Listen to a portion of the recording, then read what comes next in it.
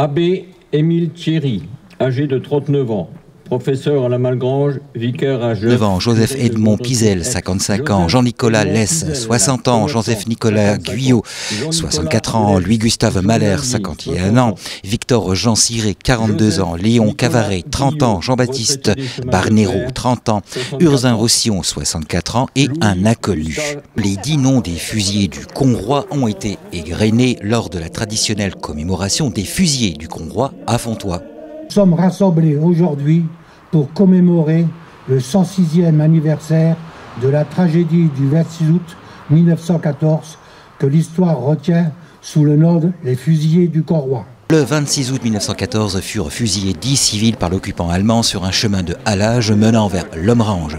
Tout près du lieu de leur martyre, un monument à la mémoire de ces victimes innocentes a été élevé. En présence de nombreuses personnes de Fontoy, mais aussi de personnes de toute la vallée, de la Meurthe-et-Moselle et de la Meuse, Monsieur Jean Podesta, président du Souvenir français, Monsieur Mathieu Weiss, maire de Fontoy, Monsieur Brahim Amouche, député, Hervé Lacolombe, maire de Gondrecourt-Aix, Monsieur le maire de Lomrange, Monsieur René André, Madame la déléguée générale du Souvenir français de Moselle, Madame Adam, présidente du Souvenir français de Hayange, ont donc honoré la mémoire de ces 10 victimes civiles qui étaient de Gondrecourt-Aix et Éton, village de Meuse.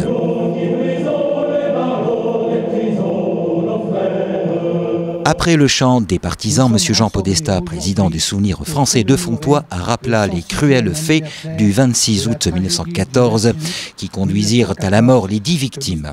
Monsieur Mathieu Weiss, maire de Fontoy, adressa l'historique du monument qui connut bien des péripéties jusqu'encore en juin 2018 avec le vol de la plaque en bronze de l'abbé Émile Thierry, l'un des fusillés.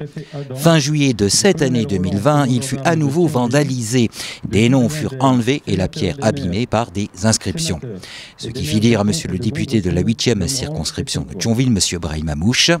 Et il y aura beau avoir des vandales et du vandalisme, je crois que ce qu'il faut dire aux vandales et aux vandalistes, c'est qu'ils pourront toujours supprimer des lettres, mais ils ne pourront jamais tuer l'esprit.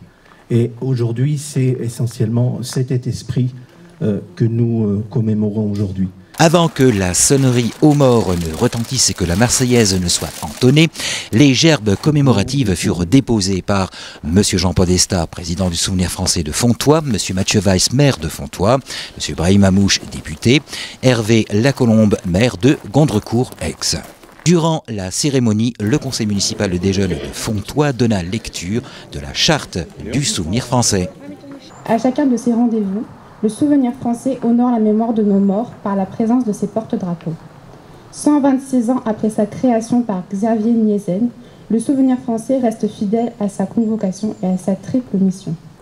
Nous sommes là pour honorer la mémoire et ne jamais oublier ce qu'ils ont enduré. Je crois que les femmes et les hommes qui, hier, ont montré le chemin, ne doivent ni être abandonnés, ni oubliés, mais particulièrement honorés, parce que c'est l'honneur de la République et c'est la grandeur de la France de faire que ces hommes et ces femmes puissent vivre éternellement dans nos esprits et dans nos cœurs. Je vous remercie.